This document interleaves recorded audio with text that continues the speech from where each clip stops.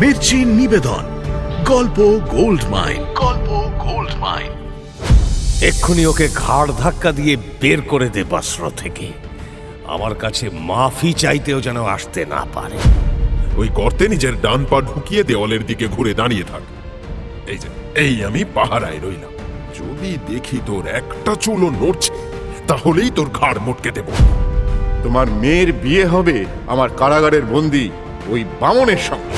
অনেক ধন দৌলতের মালিক বুঝি ওই বাঁদর মুখ কুজো বামন? তুই বেটা লুকিয়ে লুকিয়ে দেখছিলিস ওদের? মির্চি গল্প গোল্ড মাইন শুনছেন আরব্য রজনী। আজ শুনবেন হাসান বাদর আল দিন।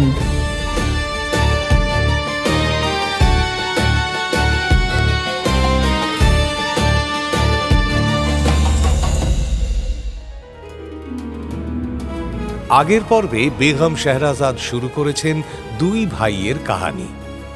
আসলে কাহানিটি দুই ভাইয়ের নয়, কাহানির নায়ক হাসান বদর আল দিন। কিন্তু কোথা থেকে এলো এই হাসান?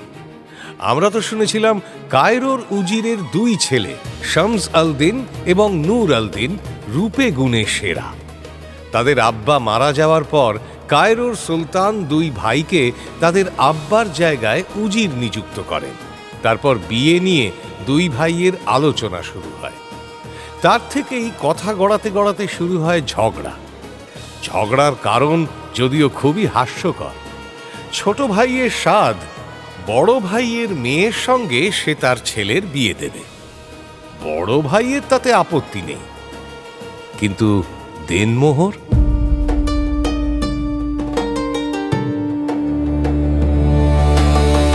সেই নিয়েই ঝামেলা, এবং ঝামেলার ফলে ছোট ভাই ঘর ছাড়ে।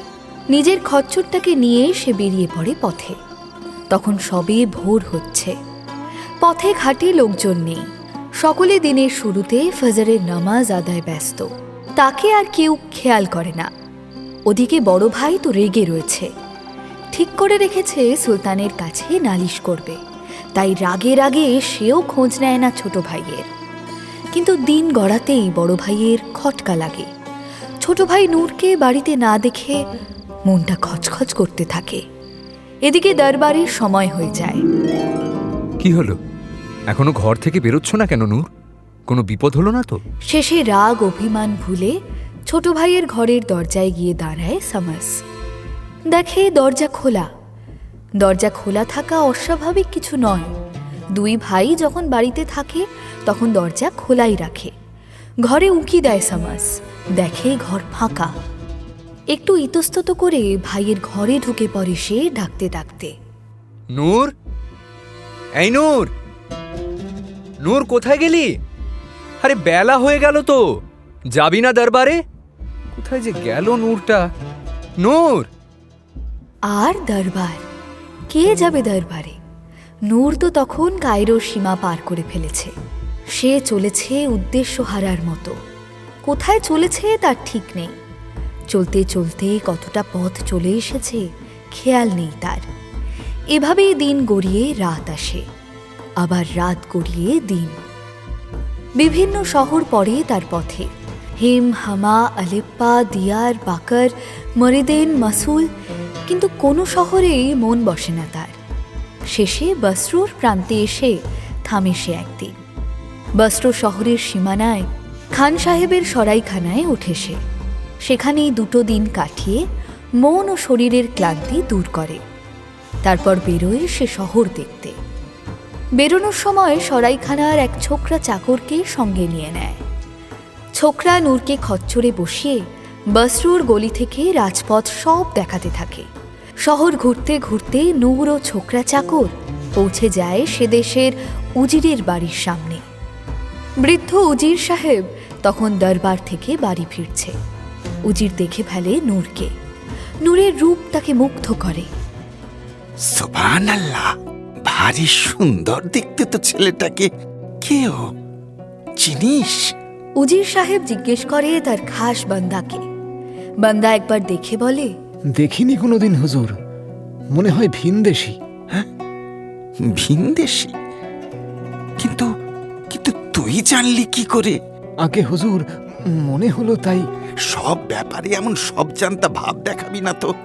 জানা নেই শোনা নেই বলে দিলেই হলো। যা যা ডেকে নিয়ে আয় ছেলেটাকে, ওকেই বরং জিজ্ঞেস করি। যা যা। উজিরের নির্দেশে বান্দা নূরকে ডেকে আনে। নূর নিজের পরিচয় দেয়। আগে হুজুর, আমার নাম নূর আল দিন, আমি কায়রোর উজির। পরিচয় শুনে অস্থির হয়ে ওঠে বৃদ্ধ উজির। আরে সে কি, তুমি উজির হয়ে এভাবে পথে পথে? আরে চলো চলো চলো, এই আমার বাড়ি, আমার বাড়িতে চলো, এসো। একজন উজিরের খাতিরদারিতে আর একজন উজিরের এমন অস্থির হয়ে ওঠাই দস্তুর। বৃদ্ধ উজিরকে শান্ত করে নূর। আপনি অস্থির হবেন না হুজুর, আমি অবশ্য সুলতানকে না জানিয়ে এই দেশ ছেড়েছি। তাও সে 2-3 মাস হয়ে গেল বোধহয়, হিসেব রাখিনি। আশা করি আমার উজিরের চাকরিটাও আর নেই এতদিনে। তাহলেও বেটা, তুমি প্রাক্তন উজির তো, তোমার তো একটা সম্মান আছে, তাই না? এসো এসো এসো এসো। বৃদ্ধ উজির নূরকে তার বাড়িতে নিয়ে বসায়। শুরু হয় খাতিরদারি। নূরের হাত মুখ ধোয়ার পানি আসে বড় গামলায়, সঙ্গে মুখ মোছার জন্য মখমলের টুকরো, আসে শরবত, হরেক রকমের মিষ্টি, ফল এবং আরও কত কি। নূর একটু গুছিয়ে বসতে উজির প্রশ্ন করেন, তা বেটা, একটা কথা জিজ্ঞেস করি, কিছু মনে করবে না তো? আরে না না, মনে করার কিছু নেই। এই দেখো, তোমাকে আমি তুমি করে বলে ফেললাম। আরে না না, আপনি আমার আব্বার সমান, আপনি আমাকে তুমি কেন তুই করেও বলতে পারেন। আরে ছি ছি ছি বেটা, না না, তুমি আমার মেহমান আছো, তোমাকে তোমাকে তুমি করেই বলছি। হ্যাঁ অবশ্যই। তুমি তুমি কি বলছিলে যেন? মানে মানে ওই সুলতানকে না বলে এসেছো, মানে তুমি যদি কিছু মনে না। আরে না না, মনে করার কিছু নেই, তেমন কোনো আহামরি ব্যাপার নয়। নূর বৃদ্ধ উজিরকে নিজের জীবন কাহিনী শোনায়। বৃদ্ধ উজির সব মন দিয়ে শোনে, প্রশ্ন করে, খোঁজ নেয় নূরের শিক্ষাগত যোগ্যতা, শখ, আহ্লাদ, ভালো লাগা, মন্দ লাগা এবং আরও নানা বিষয় সম্পর্কে। তারপর বলে, তবে আমার মনে হয় এমন তুচ্ছ ব্যাপারে এত বড় সিদ্ধান্ত নেওয়াটা ঠিক হয়নি তোমার বেটা। যাই বলো না কেন তুমি, আমার কথায় যেন রাগ করো না। শোনো, ঠান্ডা মাথায় ভাবলে বাড়ি ছাড়ার মতো কারণ কিছু ঘটেনি। আপনাকে বোধহয় আমি ঠিক বোঝাতে পারছি না উজির সাহেব। নিজের মানুষের প্রতি বিশ্বাসটা যখন ভেঙে যায় তখন তখন যে মনে কতটা আঘাত লাগে সেটা একমাত্র ভুক্তভোগী জানে। জানি বেটা জানি, বয়সটা তো আমার কম হলো না, আমি সব জেনেই বলছি। তোমার মতো একজন পণ্ডিত ব্যক্তি, যে কিনা একটা দেশের হুজিরের মতো গুরুত্বপূর্ণ দায়িত্বে বহাল থাকে, তার কাছে যাই বলো বেটা, এটা হঠকারিতা, আর এই হঠকারিতাটা ঠিক শোভা পায় না। তাহলে আপনি কি বলেন, ফিরে যাব, গিয়ে দাদার পা ধরে ক্ষমা চাইব? আমি বলি কি, এখানে আর কটা দিন থাকো, ওই সরাইখানায় থাকতে হবে না, আমার বাড়িতেই থাকো। তুমি নিজেই ভাবো কি করবে তুমি, তোমার সিদ্ধান্তই চূড়ান্ত। নূর বৃদ্ধ উজিরের বাড়িতে থাকতে চায় না, ফিরে যেতে চায় সে সরাইখানায়। বৃদ্ধ উজির একরকম জোর করেই তাকে নিজের কাছে রেখে দেয়। খান সাহেবের সরাইখানার ছোকরার হাতে 2 দিনার গুঁজে দিয়ে বলে, যা তো বেটা যা, তোদের সরাইখানা থেকে এই বাবুর মালপত্র সব নিয়ে আয়, আর খান সাহেবকে বলিস ওর যা পাওনা গন্ডা হয়েছে আমার কাছ থেকে সব বুঝে নিতে। যা। উজিরের বাড়িতে মন বসে যায় নূর আল দিনের। উজির তাকে পরিচয় করিয়ে দেয় বসরুর সুলতানের সঙ্গে। সুলতান নূর আল দিনের রূপে এবং ব্যবহারে মুগ্ধ হয়ে যান। নূরের সঙ্গে সখ্যতা গড়ে ওঠে সুলতানের। বসরুর মান্যগণ্য ব্যক্তিদের সঙ্গেও পরিচয় হয় তার। কায়রোয় আর ফেরা হয় না। বসরতে উজিরের বাড়িতে সে পাকাপাকিভাবে থাকতে শুরু করে। বছর ঘুরে যায়। একটা চিন্তা ধীরে ধীরে নূরকে বিব্রত করে তোলে। এভাবে আর কতদিন আপনার বাড়িতে অতিথি হয়ে থাকবো বলুন? কেন বেটা, তোমার কি কোনো অসুবিধা হচ্ছে এখানে? সেইটাই তো সবচেয়ে বড় অসুবিধা। আপনি যেভাবে আদর আপ্যায়ন করছেন তাতে তাতে কোনো ত্রুটি খুঁজে পাচ্ছি না যে। তাহলে কি ফিরে যেতে চাও কায়রোতে, নাকি নাকি অন্য কোথাও যাবে? সেই ইচ্ছেও নেই, বাসরতে আমার মন বসে গেছে। তাহলে এমন প্রশ্ন? আমি একটা নওজোয়ান হয়ে আপনার ঘাড়ে বসে খাবো, সেটা কি ভালো দেখায়? না না বেটা, এমন বলো না, আমি দুঃখ পাবো। এটা আমি বলছি না হুজুর, আর কিছুদিন পরে লোকে এটাই বলবে। দেখুন, হয়তো শুরু করে দিয়েছে বলা আড়ালে আবডালে। তাহলে তুমি কি চাও? একটা কোনো কাম ধান্দা শুরু করতে চাই প্রথমে, তারপরে নিজেই একটা বাড়িটারি কিছু বানিয়ে মানে বলছিলাম, আপনার বাড়িতে এইভাবে পড়ে থাকতে আমার লজ্জা করছে। এতদিন ধরে পড়ে আছি।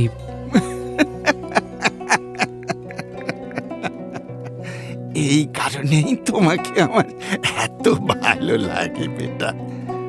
তুমি বলেই এমন কথা বলছো, অন্য কেউ এমন সুযোগ পেলে এমন কথা চিন্তাও করতো না। না, আপনি বলুন হুজুর, আমি কি কিছু ভুল বলেছি? একদম ঠিক ভেবেছো বেটা, একদম ঠিক। তাহলে তাহলে আমার একটা প্রস্তাব আছে, সেটাও বিবেচনা করে দেখো। তুমি তো জানো আমার একটি মাত্র বেটি আরিফা ছাড়া আমার আর কেউ নেই এই দুনিয়ায়। এদিকে বয়সটাও তো আমার কম হলো না।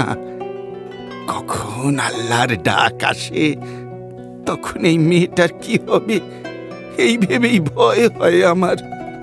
বসরতে ভালো ছেলের অভাব নেই, কিন্তু সত্যি বলতে কি তাদের কাউকেই আমার মেয়ের উপযুক্ত বলে মনে হয়নি আমার।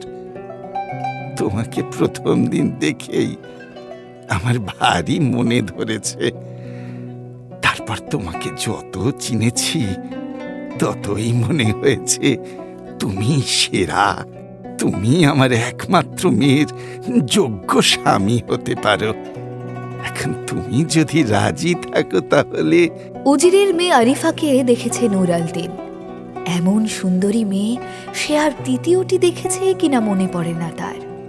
মেয়েটি রাঁধে বেশ, সেলাই ফোড়াইয়েও হাত ভালো, শুনেছে লেখাপড়াও নাকি জানে।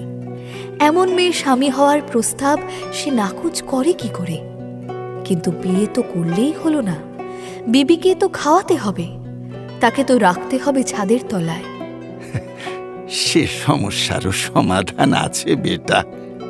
আমার এই বাড়ি তো আমার মৃত্যুর পরে আমার মেয়েই পাবে, আলাদা করে আর বাড়ির কি দরকার? আর বিবিকে খাওয়ানো ও নিয়ে তুমি চিন্তা করো না বেটা। সুলতানের সঙ্গে আমার বহুবার কথা হয়েছে, উনি তোমায় উজির নিযুক্ত করতে চান। আমি বরং তাকে বাধা দিয়ে এসেছি এতদিন। আসলে আসলে আমি তো জানতাম না তোমার ইচ্ছে কি। আদৌ তুমি এখানে থাকবে নাকি ফিরে যাবে কায়রোতে, নাকি নাকি অন্য কোনো দেশে আবার যাবে? নিমেষের মধ্যে যে নূর আল দিনের সব সমস্যার সমাধান হয়ে যাবে সেটা সে কল্পনা করতে পারেনি। তাই সে উজিরের প্রস্তাবে রাজি হয়ে যায়। পরের দিনই সুলতানের দরবারে উজির হিসেবে বহাল হয় নূর। তার 1 মাসের মধ্যে ধুমধাম করে আরিফার সঙ্গে শাদী হয় তার। ওই একই দিনে কায়রোতে বড় ভাই সামাস আল দিনেরও শাদী হয়। হয়তো এটা কাকতালীয়, তবে তার চেয়ে আরও বড় কাকতালীয় ঘটনা, ঠিক 1 বছরের মাথায় একই দিনে 2 ভাই আব্বা হয়। নূর আল দিনের ঘরে জন্ম নেয় একটি ছেলে, তার নাম রাখা হয় হাসান বদর আল দিন। আর কায়রোতে বড় ভাই সামাসের ঘরে জন্মায় একটি মেয়ে, তার নাম রাখা হয় সিদ আল হুসন। সময় বয়ে চলে, বসরোর বৃদ্ধ উজির মারা যায়, হাসানও বেড়ে উঠতে থাকে। নূর ছেলেকে লেখাপড়া শেখানোর ব্যবস্থা করে। আরিফার বুদ্ধিতে ছেলের ভবিষ্যতের কথা ভেবে জাহাজ ভাড়া দেওয়ার ব্যবসাও ফাঁদে নূর। সুখে শান্তিতে কেটে যায় 17টা বছর। লেখাপড়া শেষ করে হাসান। জাহাজ ভাড়া দেওয়ার ব্যবসায় আব্বার সহকারী হিসেবে কাজ শুরু করে সে। নূর ও তার বিবি এবার ছেলের বিয়ে দেওয়ার পরিকল্পনা শুরু করে।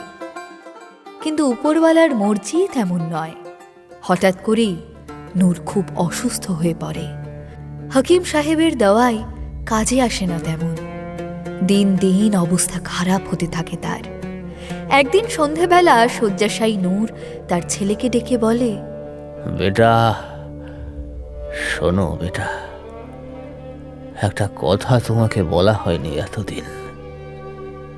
জন্ম থেকেই তুমি তোমার দাদাজানের বাড়িতে মানুষ হয়েছ, তার আত্মীয় স্বজনদের চিনেছ, কিন্তু আমার দিকের কারোর সঙ্গে তোমার তেমন পরিচয় হয়নি। বেটা তুমি কি জানো, আমার জন্ম হয়েছিল কায়রোতে। সেখানে আমার এক বড় ভাই আছেন, তোমার চাচা হন। একটা তুচ্ছ কারণে আমি অভিমান করে তার সঙ্গে সমস্ত সম্পর্ক ত্যাগ করেছিলাম একদিন। তোমার দাদাজান আমাকে বহুবার সেই সম্পর্ক জোড়া লাগানোর কথা বলেছিলেন। আমি সেই চেষ্টাও করিনি, নিজের জেদ বজায় রেখেছি বেটা। কিন্তু আজ এই বয়সে এসে আমার বিবেক বলছে আমি ঠিক করিনি বেটা। আমি জানি না আর আমি কোনোদিনও সুস্থ হতে পারবো কিনা, তাই সেই দায়িত্ব আমি তোমাকে দিচ্ছি। এক টুকরো কাপড়ে নূর লিখে দেয় তার বংশ পরিচয়, বড় ভাই সামাসের সঙ্গে অভিমানের বৃত্তান্ত এবং হাসানের সঙ্গে তার সম্পর্ক। সব লিখে কাপড়ে নিজের নাম সই করে দেয় নূর। কাপড়টা ছেলের হাতে দিয়ে বলে, এই কাপড়ে আমি সব লিখে দিয়েছি, এটা যত্ন করে রাখো। কায়রোতে গিয়ে তোমার চাচা শামস আল দ্বীনকে এটা দেখালেই তিনি সব বুঝতে পারবেন। কিন্তু যত্ন করে রাখবে কোথায় সে? চিন্তায় পড়ে যায় হাসান। অনেক ভেবে নিজের একটা পাতলুনের জেবে কাপড়টা পরে রেখে সেলাই করে নেয়। তারপর পাতলুনটাকে যত্ন করে তুলে রাখে। সেই রাতেই মারা যায় নূর আল দ্বীন।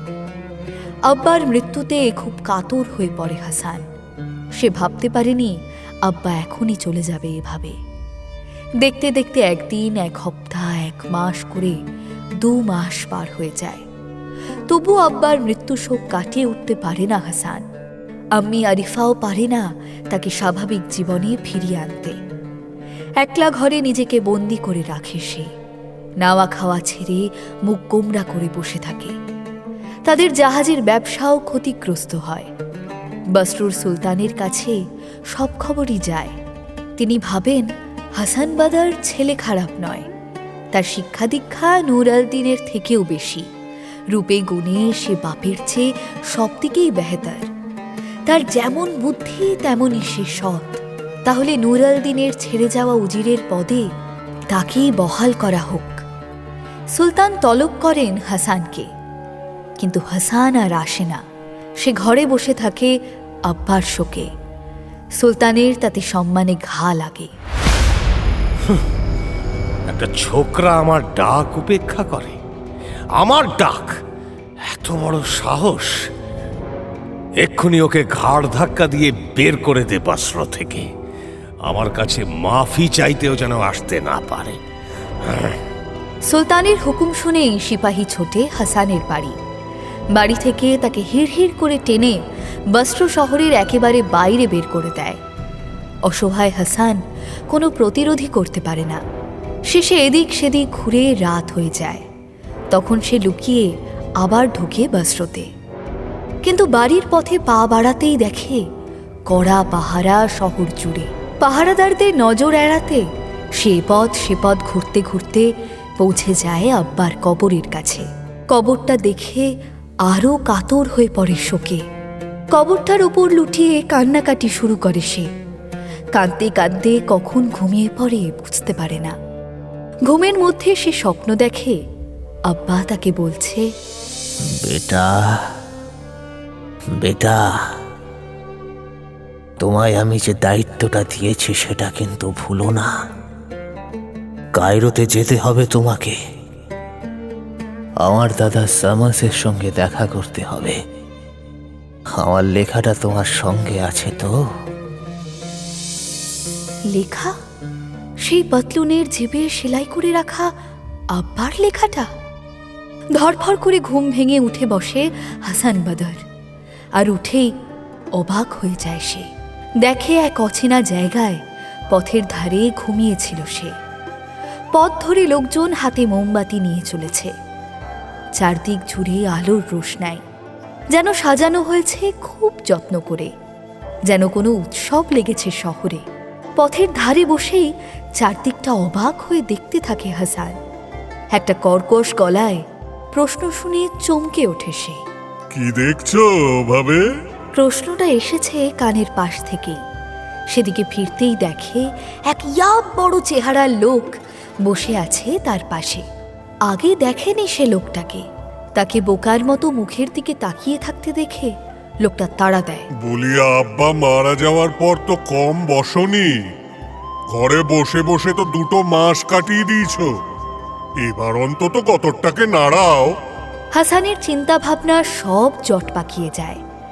সে লোকটাকে প্রশ্ন করে, তুমি কে? আমি একটা জিন গো। তবে ভয় পেও না, আমি তোমার কোনো ক্ষতি করব না। আমি যে তোমার বন্ধু। বন্ধু? কিন্তু আমি কোথায়? তুমি কায়রোতে আছো। অন্য দিক থেকে এক মহিলা বলে ওঠে হাসানের কানের পাশে। হাসান চমকে ফিরে দেখে মহিলাকে। আগে সেও ছিল না। তাকে দেখে আর কথা সরে না হাসানের মুখে। জিনিয়া নিজেই হেসে বলল, ভয় পেও না, আমিও এক জিন। আমার নাম জিনিয়া। আমরাই তো তোমায় কায়রোতে নিয়ে এসেছি। কায়রো? হ্যাঁ। কিন্তু কেন? তাহলে শোনো, আমি আসমানে উড়ে যাচ্ছিলাম, তখন তোমাকে দেখতে পাই। তুমি শুয়েছিলে একটা কবরের পাশে। হাসান বাদারের রূপ দেখে জিনিয়া আর নিজেকে সংযত রাখতে পারে না। সে আসমান থেকে নেমে আসে কবরখানায়। বিভোর হয়ে চেয়ে থাকে হাসান বাদরের মুখের দিকে। একসময় খেয়াল হয় দেরি হয়ে যাচ্ছে, ফিরতে হবে তাকে। সুতরাং সে বিদায় নেয়। আবার সে আসমানে উঠতে শুরু করে। তখনই তার দেখা হয় জিনজিনের সঙ্গে। জিনজিনকে দেখে মনমরা মনে হয়। জিনিয়া তাকে ডেকে জিজ্ঞেস করে, কি হয়েছে জিনজিন? মুখটা অমন ভার করে আছো কেন? আর বলো না জিনিয়া, আমি গেছিলাম কায়রো। একটা জিনিস দেখে মনটা এত খারাপ হয়ে গেল। কি জিনিস? কায়রোর সেরা সুন্দরী সিতাল হোসেনের বিয়ে হচ্ছে আজ। তাতে মন খারাপ হওয়ার কি আছে? তুমি আবার তাকে ভালো টালোবেসে ফেলেছিলে নাকি? স্বপ্ন দেখতে তাকে বিয়ে করার? সে যদি হতো তাহলে কি আর আমি এত দুঃখ পেতাম? তাকে তুলে নিয়ে বিয়েটা করেই ফেলতাম। আমাকে আর আটকাবে কে?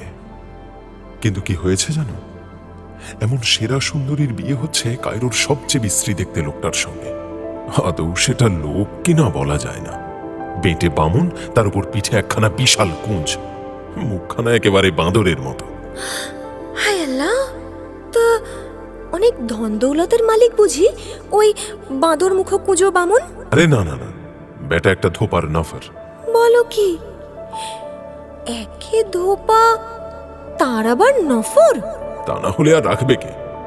বেটা কামকাজ তো কিচ্ছু পারে না। আরে হাঁটতে চলতেই পারে না ঠিক করে, আবার কাজ করবে কি? ধোপা নেহাত মায়ায় পড়ে রেখেছে ওকে। ওকে দিয়ে এটা সেটা ছুটকো ছাটকা কাজ করায় আর দুবেলা দুমুঠো খেতে দেয়। আবার শুধু রূপই নয়, অনেক গুণও আছে বেটার। বেটা হাড় বজ্জাত, চোখে মুখে একেবারে মিথ্যে কথা বলে। এই মিথ্যে বলে একজনের সঙ্গে আর একজনের ঝামেলা বাঁধিয়ে দেয়। তাছাড়া বেটার হাতের স্বভাবও মোটেই ভালো না। তার উপর জানো, এই কদিন আগে ধোপার বিবির বুকের উপর চড়ে বসেছিল রাতের বেলা। ধোপা গিয়েছিল আত্মীয়ের বাড়ি, দাওয়াত ছিল। বিবি বাড়িতে একা ছিল। বেটা ফাঁক তালে বিবির ঘরে ঢুকে ঘাপটি মেরেছিল। রাতে বিবি ঘুমিয়ে যেতেই বিবির বুকের উপর চড়ে বসে। আমি তখন কায়রোতেই ছিলাম। তারপর তারপর তারপর আর কি, বিবির তো ঘুম ভেঙে যায়। চিৎকার চেঁচামেচিতে পাড়ার লোক সব ছুটে আসে। বেটাকে ধরে একেবারে উত্তম মধ্যম ধোলাই দিয়ে সুলতানের সিপাহীদের হাতে তুলে দেয়। বামনকে সুলতান কয়েদ করে রেখেছিল ফাটকে। সুলতানই এর সঙ্গে সিত আল হুসেনের বিয়ের বন্দোবস্ত করে। আচ্ছা, এই সিত আল হুসন তো শামস আল দিনের মেয়ে। শামস আল দিন মানে তোমার কাহানির নায়ক হাসানের বড় চাচা? জি হুজুর, সেই দুই ভাইয়ের ঝগড়ার কথা মনে আছে? ছোট ভাই নূর বলেছিল তার ছেলের সঙ্গে বড় ভাই শামসের মেয়ের বিয়ে দেবে। হ্যাঁ, সেটাই ভাবছি। কি আশ্চর্য, তখনও ভাইদের বিয়ে হয়নি, আর বাচ্চা কাচ্চা তো দূরের কথা। তখনই নূর বলেছিল তার ছেলে হবে আর শামসের মেয়ে, আর সেটাই হলো। এবং দেখুন হুজুর, দুই ভাইয়ের বিয়েও একদিনে হয় এবং বাচ্চাও একদিনেই হয়। আল্লাহর করিশ্মা। শুধু হাসান আর হুসনের বিয়েটা যদি হতো তাহলে নূরের কথা অক্ষরে অক্ষরে ফলে যেত। আল্লাহর ইচ্ছার উপর কি আর খবরদারি চলে হুজুর? তার ইচ্ছাটাই বোধহয় সেদিন নূরের মুখ দিয়ে বেরিয়ে এসেছিল। বলছি, শুনুন। আসলে হয়েছে কি, সিত আল হুসনের রূপ সত্যিই অসাধারণ। কোনো খুঁত নেই তার রূপে। তাকে একবার যে দেখে সেই প্রেমে পড়ে যায় তার। সেই সঙ্গে তার গুণও অনেক। সে যেমন পণ্ডিত, তেমনই ভালো গান জানে, তেমনই ভালো রাঁধতে জানে, তেমনই সুন্দর তার হাতের কাজ। সে খুব সুন্দর শায়েরিও লিখতে পারে। তার লেখা শায়েরির খুব কদর কায়রোতে। কিছুদিন আগে সুলতানের জন্মদিন উপলক্ষে সে একটা শায়েরি লিখে দেয় তার আব্বাকে। আব্বা উজির শামস আল দিন দরবারে দাঁড়িয়ে সেটা শোনায় সুলতানকে। সুলতানের ভালো লেগে যায় শায়েরিটা। সুলতান সিত আল হুসনকে পুরস্কৃত করতে চান, কিন্তু যেমন তেমন পুরস্কার দিলে তো হবে না। সুতরাং সুলতান ঠিক করেন দেশের সর্বোচ্চ সম্মান তিনি দেবেন তাকে। আর সুলতানের বেগম হওয়ার থেকে বড় সম্মান আর কি আছে দেশে? সুতরাং সুলতান তাকে বিয়ের প্রস্তাব দেন। শোনো উজির, আমি ঠিক করলাম তোমার কন্যাকে আমি পুরস্কৃত করব। ধন্যবাদ হুজুর।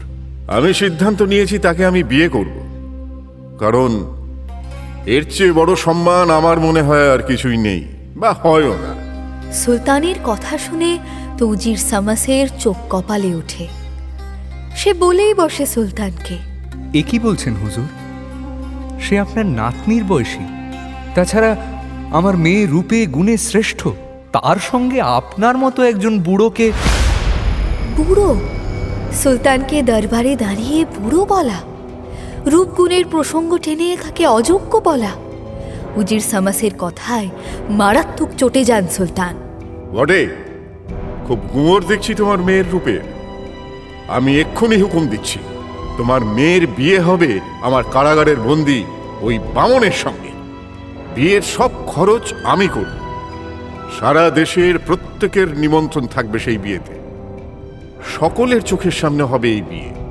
হুজুর, হুজুর, আমি মরে যাব, এক্কেবারে মরে যাব। মেয়েটা আমার মরে যাবে। দয়া করে ওর এত বড় সর্বনাশ করবেন না হুজুর। ছোট বড় কিছু যদি বলে থাকি, আমি বলেছি, আপনি আমাকে শাস্তি দিন। উজির শামসের অনুরোধ কর্ণপাত করে না সুলতান। ঢেড়া পিটিয়ে দেওয়া হয় দেশে। বিয়ের দিন সন্ধেবেলা সারা দেশের লোক হাতে মোমবাতি জ্বালিয়ে উজিরের বাড়ির দিকে চলে। এই সব দেখে জিনজিনের মন খারাপ হয়ে যায়। সে দুঃখ করে বলে জিনিয়াকে, এটা সত্যি ঠিক হচ্ছে না জিনিয়া। মেয়েটার প্রতি অবিচার করা হচ্ছে। বেশ তো, তাহলে বিয়েটা ভেস্তে দাও। সেটা কি করে হয়? মেয়েটার যে আরো বড় সর্বনাশ হয়ে যাবে তাহলে। তাহলে তাহলে মেয়েটাকে ভাগিয়ে নিয়ে একটা ভালো ছেলের সঙ্গে বিয়ে দিয়ে দাও আজ রাতেই। ওই মেয়ের যা রূপ, কোনো ছেলে নেই যে ওর রূপের যোগ্য। আছে গো আছে, আমি এক্ষুনি দেখে এলাম। তোমাকেও দেখাতে পারি, দেখবে? জিনজিনিকে নিয়ে জিনিয়া ফিরে আসে কবরখানায়। ঘুমন্ত হাসান বাদরকে দেখে জিনজিন বলে, মানছি জিনিয়া, আমি মানতে বাধ্য হচ্ছি এই ছেলেটাই ওই মেয়ের যোগ্য। বেশ তো, তাহলে আর দেরি করছি কেন আমরা? বিয়েটা হয়ে গেলে তো আর কিছুই করার থাকবে না। না না, সে হবে না। তার আগে আমি যা করার করব। চলো ওকে নিয়ে যাই কায়রো। জিনজিন ঘুমন্ত হাসান বাদরকে কাঁধে করে উড়ে এসে নামে কায়রোতে। জিনিয়াও থাকে তার সঙ্গে। হাসান বাদারকে ঘুম থেকে তুলে তার হাতে একটা মোমবাতি ধরিয়ে লোকের ভিড়ের মধ্যে ঠেলে দেয় জিনজিন। তার আগে বলে দেয়, শোনো শোনো, ঢুকেই দেখবে তোমার বাঁ দিকে বাজনদাররা বাজনা বাজাচ্ছে। ওদের বার করেই যে পথটা পাবে সেখানে দাঁড়িয়ে থাকবে। বেটা বামুনকে ওখানেই বিয়ের জন্য সাজানো হচ্ছে। সাজানো হয়ে গেলে ওকে ওই পথেই নিয়ে যাওয়া হবে, আর তুমি তখন এগিয়ে গিয়ে ওর সামনে সামনে চলতে থাকবে। এই যে তোমার জেবে আমি মন্ত্র ভরে দিলাম, জেবে হাত দিলেই মুঠো মুঠো দিনার পাবে। এন্তার সে দিনার ছড়াতে থাকবে তুমি। দিনার কোড়াতে যখন হুড়ুহুড়ি পড়ে যাবে, তখন তুমি ওই ব্যাটার সঙ্গে ঢুকে যাবে মেয়ের মহলে। কিন্তু মেয়ে মহলে তো পুরুষদের ঢোকা মানা, একমাত্র বরই বিয়ের সময় ঢুকতে পারে। সেই জন্যই তো তোমাকে দিনার ছড়াতে বলছি। তারপর সুযোগ বুঝে ওই ব্যাটা বামুনকে স্নান ঘরে পাঠাবে। আমি ওই ব্যাটাকে আটকে রাখবো, আর এই ফাঁকে তুমি বিয়েটা সেরে নেবে, বুঝেছ? আর যদি মেয়ের বাড়ির লোকজন, মানে মেয়ের আব্বা, চাচা, আত্মীয়রা, মানে পুরুষরা যদি টের পেয়ে যায়? আমি জাদু করে ওদের বাইরে আটকে রাখবো। ভেতরে ঢোকার কথা মনেই পড়বে না কারোর। সবাই খানা পিনা খোশ গল্পে মেতে থাকবে। হাসান বিয়ে বাড়িতে পা রেখেই চারদিকটা একবার ভালো করে দেখে নেয়। একটা ভয় হয় মনে। তাকে কেউ চেনে না। হঠাৎ অচেনা একজনকে দেখে লোকের মনে কোনো সন্দেহ বা কৌতূহল আবার না হয়। গুটি গুটি পায়ে সে বাজনদারদের টপকে একটু আড়াল করে দাঁড়ায়। একসময় বরকে নিয়ে এগিয়ে আসে একদল নাচেনেওয়ালি। হাসান বরকে দেখে, হাসি পায় তার। লম্বায় খুব বেশি হলে হাসানের হাঁটুর কাছাকাছি। হাত পাগুলো কেমন বেঁকা মেকা। পিঠের কুচখানা একটা প্রমাণ মাপের চালের বস্তার মতো। মুখটা ছুচলো, বাঁদরের মুখও বোধহয় ওর থেকে সুন্দর। নিদেন পক্ষে অত দাগ ছোপ থাকে না বাঁদরের মুখে, যত এই বরের মুখে রয়েছে। নাচেনেওয়ালিদের পাশ কাটিয়ে হাসান সোজা বরের পাশে পৌঁছে যায়। বরের পাশে হাঁটতে হাঁটতে নিজের জেবে হাত ঢোকায়। হাত মুঠো করে বের করতেই দেখে হাতে এক মুঠো দিনার। সে দিনারগুলো ছড়িয়ে দেয়। নাচেনেওয়ালিরা কুড়োতে থাকে। হাসান এক পা এগোয় তো দুবার করে দিনার ফেলতে থাকে। নাচেনেওয়ালিরা নাচ ছেড়ে দিনার কোড়াতে এমন হুড়োহুড়ি লাগিয়ে দেয় যে সব লণ্ডভণ্ড হয়ে যায়। এই ফাঁকে বরকে ঘাড় ধরে তুলে হল্লার মধ্যে থেকে বেরিয়ে আসে হাসান। সামনেই দেখে সুসজ্জিত বড় ঘরে শাদির ব্যবস্থা হয়েছে। ঘরে ঢুকে পড়ে সে। এক মহিলা, বোধহয়ের মেয়ের কোনো আত্মীয়, হাসানকে বাধা দিতে এগিয়ে আসে। কিন্তু তার রূপ দেখে থমকে যায় সে। হাসান বিনা বাধায় বরের সঙ্গে বসে মাকমালের ফরাসের ওপর। অন্য মহিলারাও হাসানের রূপে মুগ্ধ হয়ে যায়। তারা খাতিরদারি করতে এগিয়ে আসে। হাসানের খাতিরদারি করার জন্য কাড়াকাড়ি পড়ে যায়। কেউ ফুল নিয়ে ছুটে আসে, কেউ শরবত নিয়ে আসে, কেউ মিষ্টি নিয়ে আসে, আবার কেউ নিছক একটু কথা বলতে এগিয়ে আসে। হাসান সুযোগ বুঝে শরবত ফেলে দেয় বরের পোশাকে। বামন বর চিৎকার করে ওঠে, বেয়াদব, বেল্লি কুল্লুক কোথাকার! দিলি তো শাদির পোশাকটা নষ্ট করে। চড়ছো কেন মালিক? শাদি করতে এসে এমন চড়তে আছে? তোমার হবু বিবির দোস্তরা সব দেখতে পাচ্ছে, তারা দুয়ো দেবে না? তারপর যদি শাদিটাই না করতে চায় তোমার হবু বিবি? কে রে? সুলতানের হুকুম না মেনে যাবে কোথায়? কার হিম্মত আছে? হ্যাঁ, তাহলেও বা তুমি রাগ দেখিও না বেশি। আমার থেকে বেশি বুঝিস না কি? জানিস না প্রথম রাতেই বেড়াল কাটতে হয়? এমন দিমাগ দেখাবো না যে সারা জীবন ওই বউ আমার পা চাটবে। তা ভালো, দেখিও তোমার দেমাগ। তার আগে এসো তো দেখি আমার সঙ্গে। তোমার শেরওয়ানিটা একটু পানি দিয়ে সাফ করে দিই। কি বিশ্রী লাগছে দেখেছ? মেয়েদের ভিড় সরিয়ে বামনকে নিয়ে হাসান স্নান ঘরে ঢোকে। বামনের শেরওয়ানিটা খোলায়। সেটাকে সাফ করার নাম করে হাতে নিয়ে বলে, এ দেখছি পেস্তা বাদাম লেপ্টে রয়েছে। দাঁড়াও একটু, পানি লাগিও না, আমি একটা ন্যাকড়া চেয়ে আনি, ন্যাকড়া ভিজিয়ে মুছে দেবো। স্নানঘর থেকে বেরিয়ে যায় হাসান। আর তখনই ভিতরে উদয় হয় জিনজিন। প্রথমে সে স্নানঘরের দরজার ছিটকিনিটা তুলে দেয়। তাকে দেখে ধমকে ওঠে বামন। বেয়াদব বেল্লি কোথাকার! কে রে বেটা তুই? হ্যাঁ, জিনজিন বামনের গালে ঠাস করে একটা চড় কষিয়ে দাঁত মুখ খিচিয়ে বলে, তবে রে বেটা, খুব শখ না? একে তো জব্বর একটা চর, তার সঙ্গে ওই বিভৎসভাবে জিনজিনকে তরপাতে দেখে বামন তো দাঁত কপাটি লেগে চোখ উল্টে বেহুশ হয়ে যায় আর কি। মুখ দিয়ে এই পোঁগো শব্দ ছাড়া আর কিছুই বেরোয় না।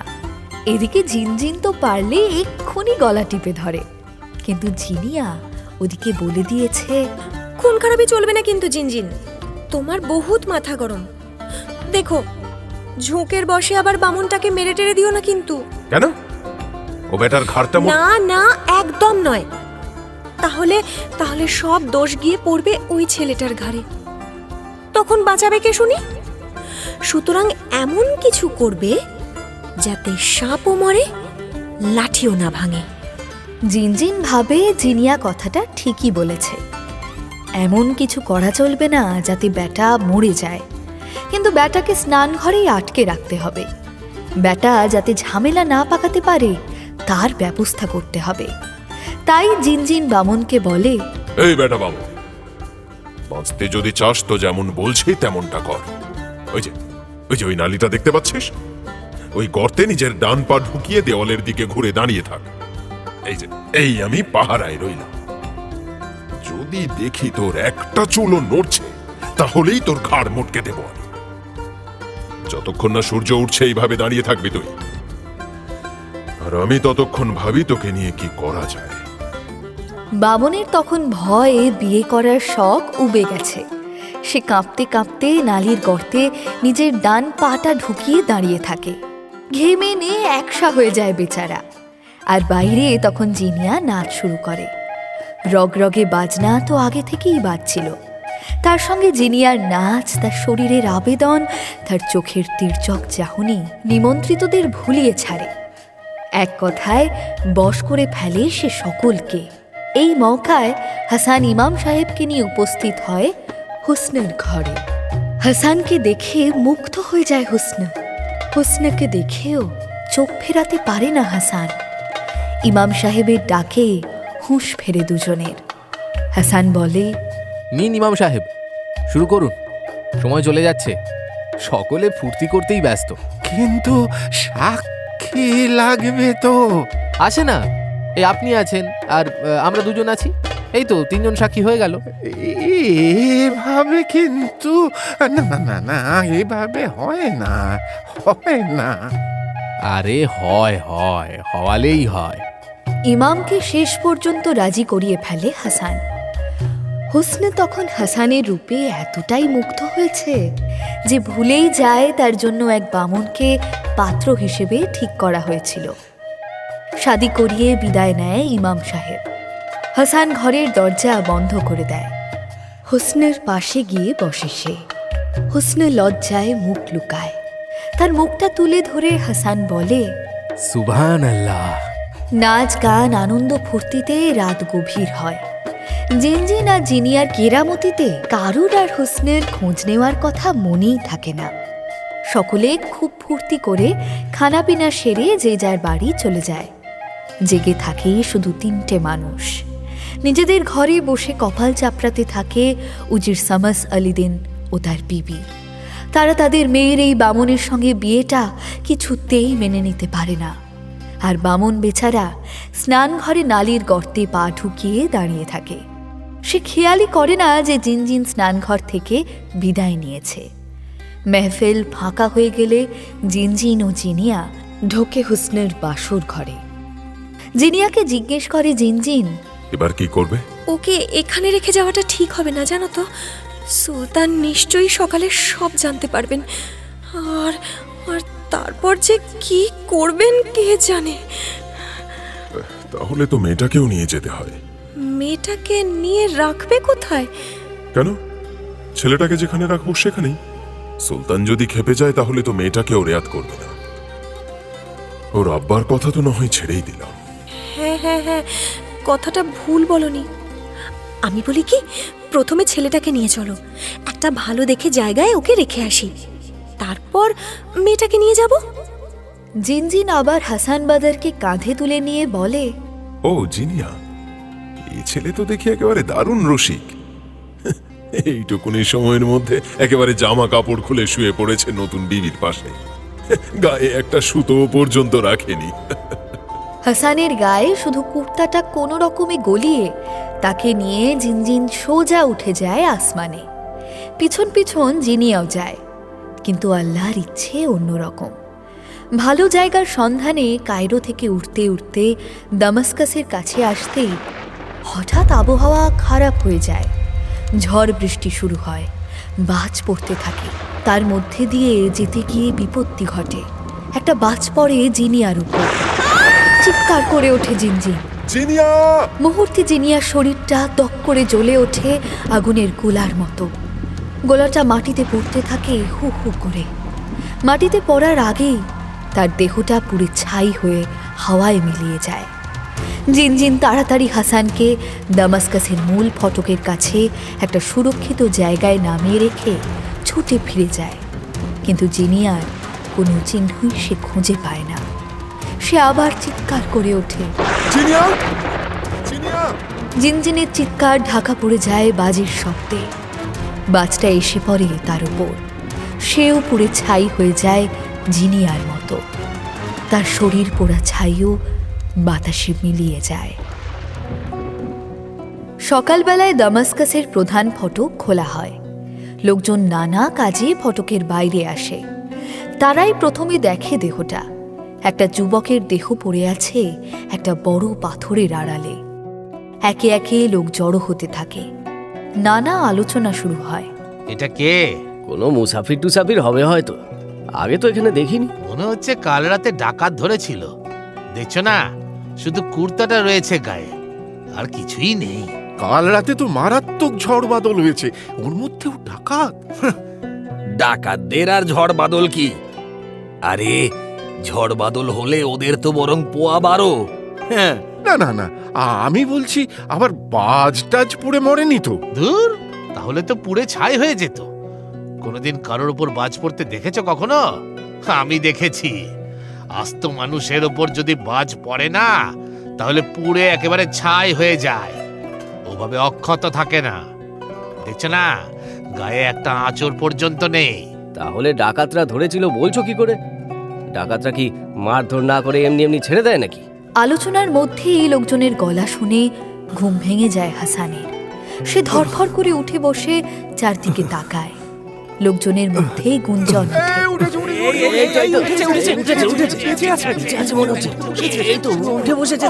হাসান বাদার সকলের মুখের দিকে ফ্যাল ফ্যাল করে দেখতে থাকে।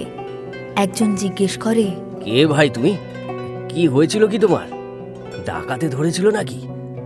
এভাবে এখানে পড়ে আছো? আমি কোথায়? এটা দামাস্কাস। আমি এখানে এলাম কি করে? সেটাই তো আমরাও জিজ্ঞেস করছি। তুমি এখানে এলে কি করে? ডাকাতে ফেলে গেছে বুঝি? জানি না,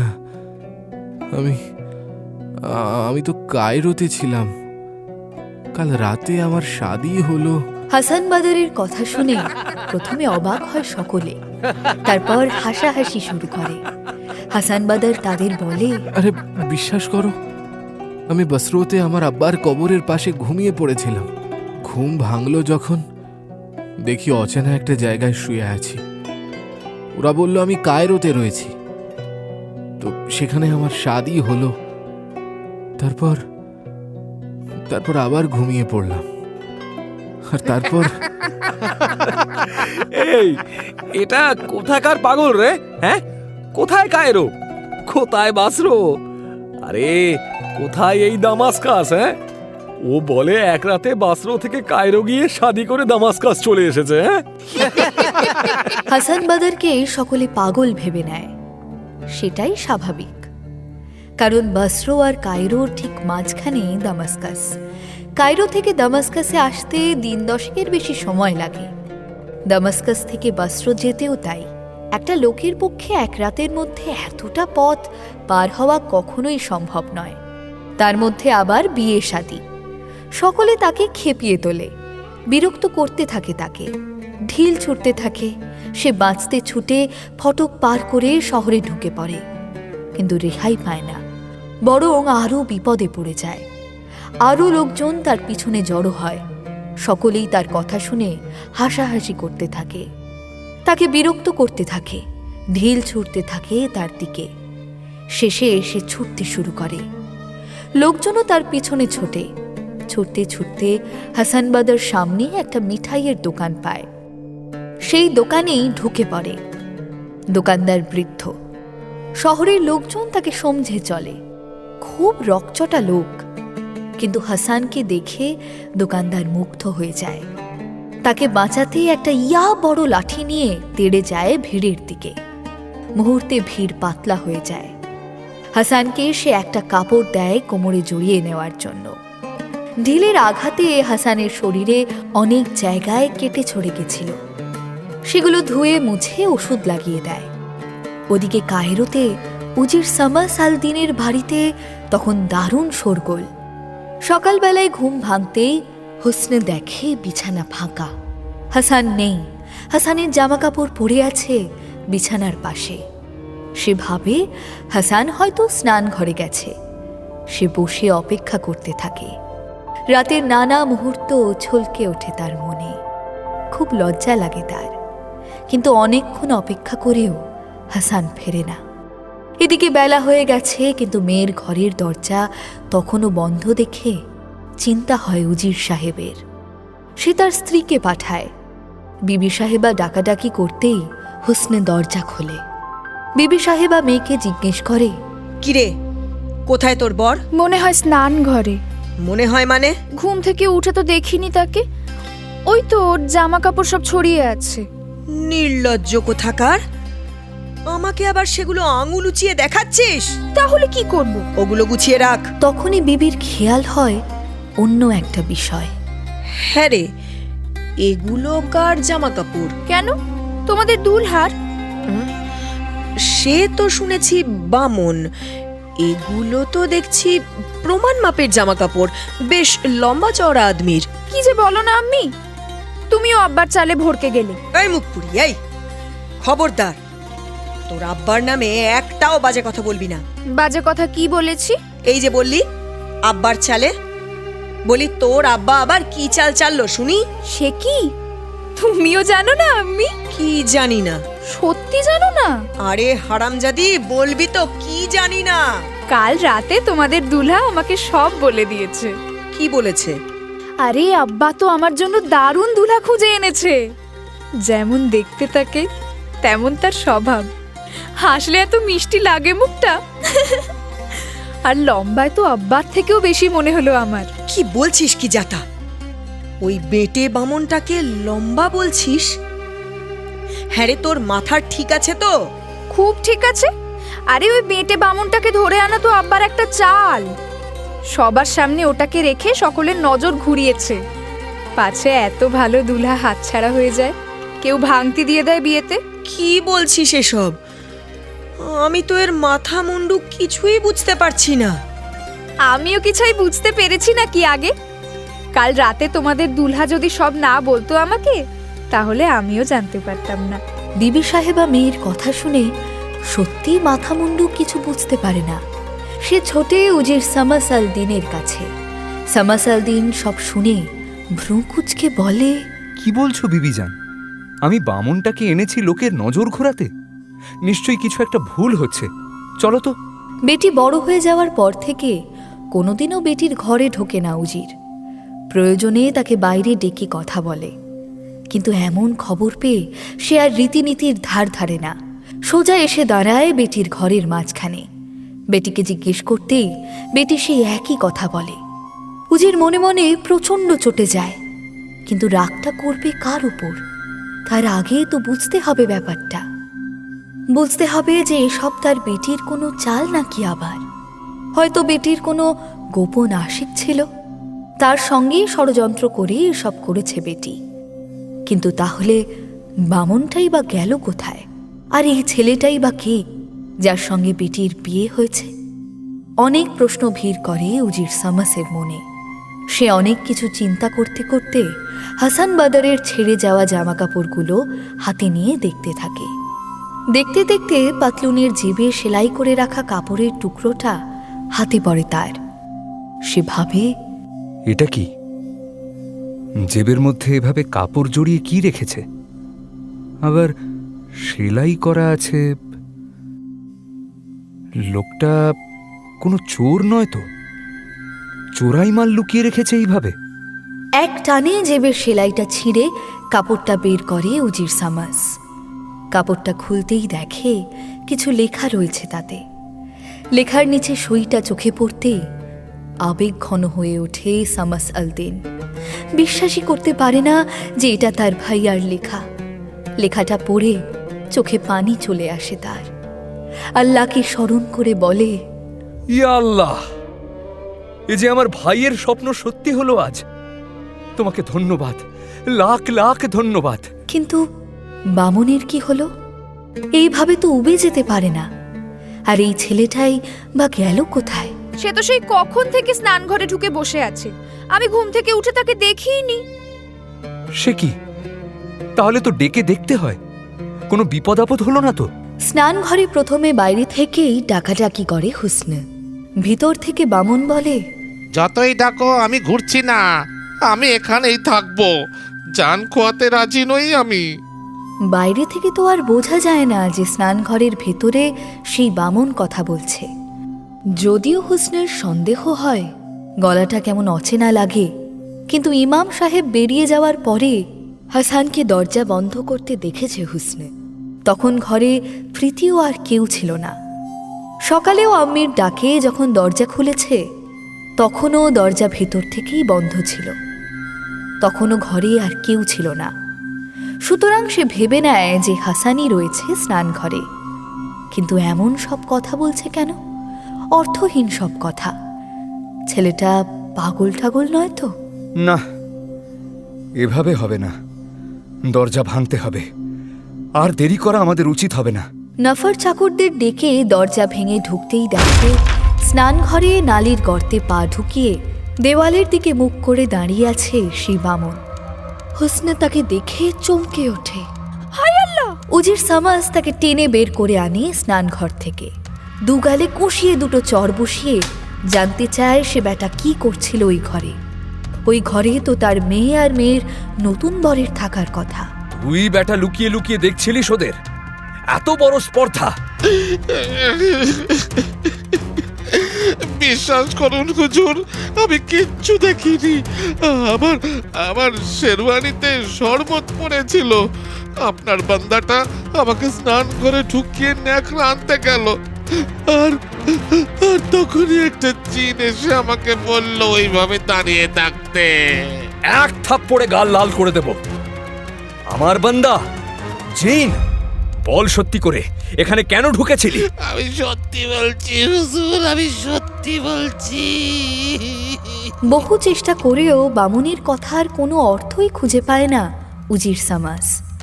শেষে বেটাকে খেদিয়ে দিয়ে ভাবতে বসে সে, কোথায় গেল তার মেয়ের নতুন স্বামী? আর তার চেয়ে বড় কথা, সুলতানকে কি জবাব দেবে সে? ভোর হয়ে গেল। এবার তো আর এগোবে না কাহানি। সুতরাং যাই আমি। কাহানি যদি এগোতই তাহলে কি বসে শুনতে পারতেন হুজুর? আপনার সালতানিয়াতের কি হতো? ওই যে একদিন বলেছিলাম না তোমায়, আমার বিশ্বস্ত উজির আছে, সেই সামলায় সব ঝামেলা। আমি শুধু বসে থাকি, বসে বসে ভাবি পরে কি হবে। কি হবে বলে আপনি মনে করেন হুজুর? সুলতানের হুকুম মতো কাজ হয়নি, সুতরাং একটা মারাত্মক শাস্তি কিছু হবে নিশ্চয়ই। ওই ওয়াজির শামস আল-দিন এবং মেয়ে সিত আল হুসনের। আর হাসান বদর আল-দিনও নিশ্চয়ই ফিরে আসবে কায়রোতে। সে তো জানে তার বিবি রয়েছে কায়রোতে। কিন্তু যদি না আসে হুজুর? বিভ্রান্ত করো না বেগম, ফিরতে তাকে হবেই।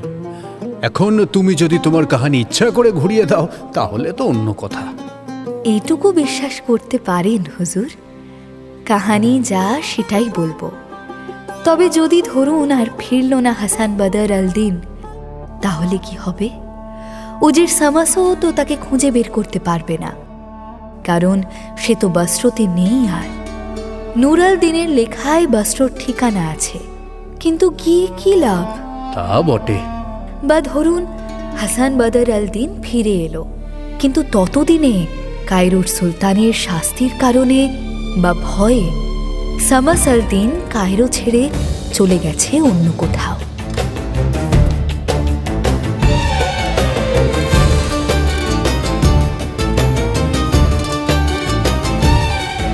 তাহলে কি উপায়? হিসেব তো বলছে হাসান বদর আল দিন এবং সিত আল হুসনের মিলন হবে কাহানির শেষে, কিন্তু কি করে? আগামী পর্বে বেগম শেহরাজাদ শোনাবেন সেই কাহানি।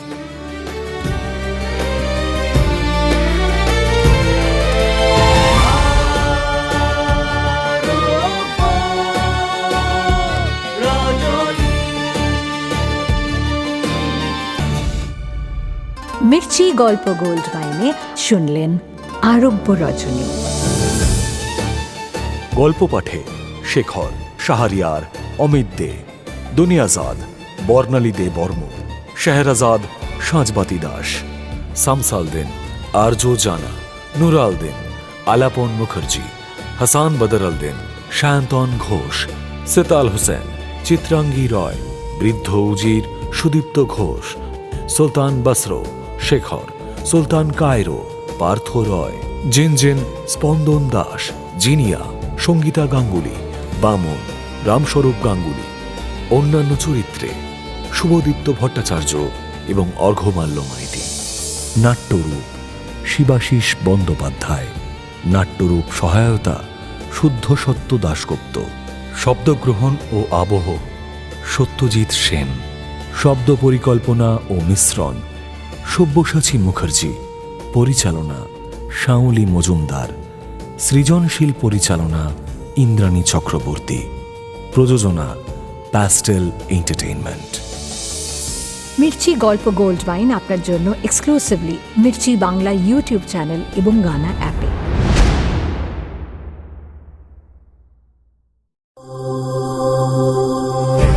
মির্চি নিবেদন গল্প গোল্ড মাইন।